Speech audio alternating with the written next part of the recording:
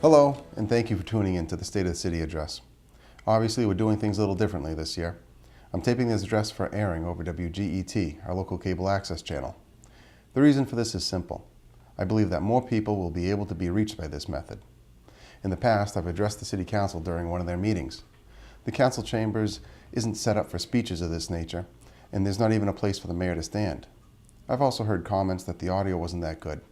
This isn't anyone's fault, but simply goes back to my point about the council chambers not being set up for a speech. I've also been told that people have missed the address because they didn't know it took place during a council meeting. The airing of this address will have its own title, so it'll be easily identified as the State of the City address. Of course, transcripts will be given to the council, the media, and placed on the city's website as has been done in the past. I truly want to try and reach as many people as possible. 2012 was a year filled with accomplishments. This is not to say we also didn't have our share of challenges, but as we've done in the past, we've pulled together to overcome these challenges.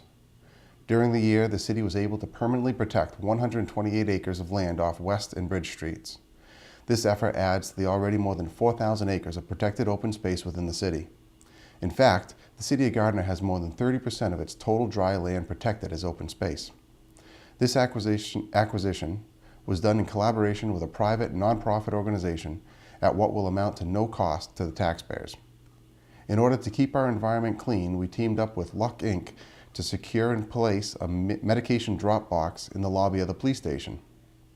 This mailbox type structure is convenient and safe and is a place to dispose of your unused, expired, and/or unwanted prescription and over-the-counter medications. These types of items should not be simply thrown away, as they may possibly be dumped into a landfill and leach into the groundwater and contaminate our rivers and streams and the wildlife that rely on these waterways. Since taking office in 2008, health insurance has been an annual budget buster. The City of Gardner was the first community in the state to take advantage of the newly passed law commonly known as Plan Design Authority. This was an important piece of legislation that assisted us in controlling and eliminating, to a certain extent, our structural deficit. The changes we were able to enact utilizing this legislation allowed us to save over $800,000 in health insurance costs. It's taking the initiative and not being afraid to try new things that it's allowing the City of Gardner to move forward. This type of bold initiative is exemplified by the Department of Public Works. By allowing the free flow of thought, ideas, and suggestions, Gardner's DPW became the first in the state to create a vehicle that utilizes road grindings to create hot asphalt any time of the year. No more do the potholes get filled with cold patch that simply washes away in a matter of days and costs up to $175 per ton. Now, utilizing a small asphalt recycler that's attached to a dump truck, we're able to create our own hot asphalt any time of the year for about $3.50 per ton. You can also go to the city's website at www.gardner-ma.gov and click on the link Report a Pothole to let us know where to go next. Working outside the proverbial box, or outside of our community, is also something the city has achieved in 2012. We were able to reach across our borders to create a regional animal control agreement with the towns of Templeton and Hubbardston. By all accounts, this relationship is saving all the communities involved money and enhancing our services. We are also currently in discussions with 2 area towns to work together on a regional dispatch agreement, which would also achieve the same goals of better service at a reduced cost. Knowing that maintenance will always be cheaper than replacement, the city has invested a tremendous amount of money into our municipal buildings. We've been making constant upgrades to the senior center, including new energy efficient windows, new flooring, and a new boiler. City Hall will be undergoing a heating renovation to replace our 80-plus-year-old steam heating system. Most of the hallways and offices have been repainted by the prison work crews. The mayor's office received a beautiful upgrade courtesy of Montechusett Regional Vocational Technical School. The schools have not been forgotten. Gardner Middle School had a new boiler installed, Elm Street and Waterford Street School received new roofs, and Gardner High School received its first new roof since it was built and will be undergoing a complete window and door replacement project, as well as receiving 2 new science labs.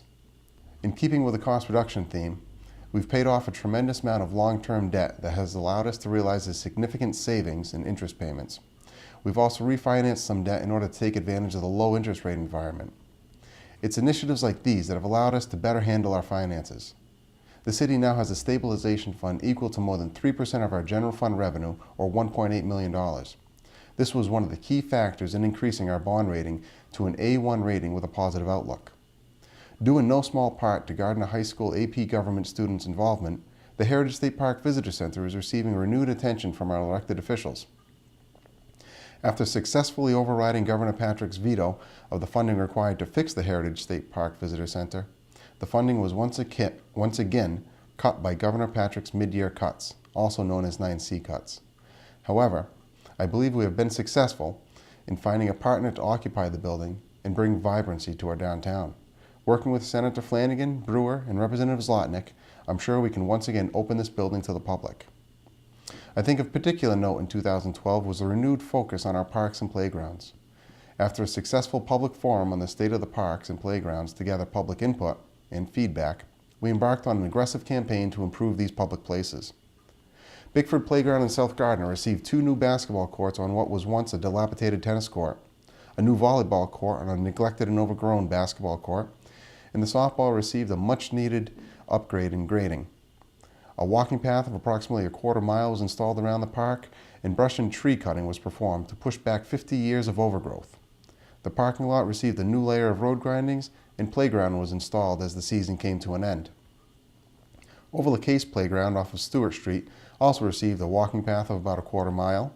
The tennis courts were refurbished and brought back to life, and brush and tree cutting was performed. The parking lot was expanded, and a new layer of grindings were rolled out. The question of how to handle the up-down all-around fantasy playground is still being worked on, but a new picnic area is being planned for the spring. Jackson Playground had some brush and tree cutting performed to keep the overgrowth at bay, and a lot more work is planned at this site, including new playground equipment, new basketball courts, and more. Greenwood Playground received a grant to expand the playground area and add all new equipment, upgrade the basketball court, improve the Little League field, and more. Phase 2 of the Greenwood Playground work will hopefully still entail a skate park. Pulaski Playground received a lot of tender loving care as the playground equipment was already in decent condition. Broken equipment was fixed or removed, and new sand was trucked in. Monument Park received new benches, and in the spring will receive a couple of new trees while we remove some of the dying trees. 2012 also marked the first year the city helped fund the Summer Up program. This program is run at Jackson Playground in Old English Village and is a summer program for kids. Mount Wachusett Community College runs the program, and it's almost completely reliant upon fundraising. It's important to have planned, safe summer activities for our children because this is what great communities need to flourish. This was our first step at reviving summer programming for the children of Gardner, and I hope to continue to expand this and other programs. On the development side of the equation, 2012, I hope, marked something of a resurgence in commercial and industrial development within the city. The city celebrated the grand opening of Price Chopper at Nichols Square. This grand store and proposed development is rising from the ashes of the former Nichols and Stone Furniture Company. More development is planned at the site, and we'll work in partnership with a developer to make it happen. Walmart announced and began construction of a 50,000 square foot addition to its current location in order to offer groceries. There have also been numerous smaller developments occurring throughout the city. The S. Benton Garbos property has been a major focus for several years for the city. More good news occurred in 2012. The city received the designation of the Mill Street Corridor as an urban renewal site. This is another important step that will allow the city access to needed funds to bring this corridor back to life. The city is in talks with a local business and a developer in order to redevelop this entire site over the course of 2013 and 2014. Another collaborative victory achieved in 2012 was the deal struck with National Grid to relocate the Park Street substation. This antiquated structure literally sits in the city's water supply, Crystal Lake. The deal will move the substation further up Park Street, remove approximately 25 transmission towers and lines running from the Elks Home down Abbott Street and Park Street. This will greatly improve the vista along Park Street. The deal would also allow public parking on the current substation site, which will benefit functions occurring at the Elks, Monument Park, and Greenwood Memorial Pool. These represent a sampling of the good work your local government achieved in 2012. 2013 presents challenges new and old. With the indoor Greenwood Memorial Pool closing, a committee of citizens has graciously volunteered their services and expertise to explore reuses of the building and/or property. The outdoor pool will operate as usual and will be open during the summer. The indoor pool presents challenges as the building has decayed almost to a point of condemnation, partly because of its use as a pool and the harsh environment contained in a pool house, and partly due to a historical lack of maintenance. While the building may present a challenge, opportunities do exist in potential reuse of the building or the site. I look forward to assisting the committee in hearing their ideas and findings. While much progress was made on our parks and playgrounds in 2012, more work remains, and we will tackle Jackson and Greenwood playgrounds in 2013. We are also continuing to work with the Gardner Little League in order to assist them in completing a new field on Mechanic Street behind Burger King. We remain hopeful that this field will be usable in late 2013. The city charter will finally get a citizens review in 2013. The city charter was written in 1920 and adopted in 1921. The charter conflicts with Massachusetts general laws in numerous locations and is an antiquated document that should be brought up to date. The charter is not like the Ten Commandments, as it's a living, breathing document that should be reviewed and updated on a periodic basis. This is a process that is long overdue, and I wish the Citizens Committee well in their important task. Our downtown area is still saddled with some vacant and abandoned buildings. The former movie theater building is in Land Court, and we are working to force this vacant building owner's hand. The Mackey building is also once again in Land Court too.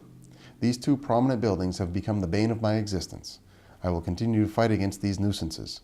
We will fight them in Land Court, we will fine them for every code violation, and we will not stop until the owners act responsible and take care of their buildings.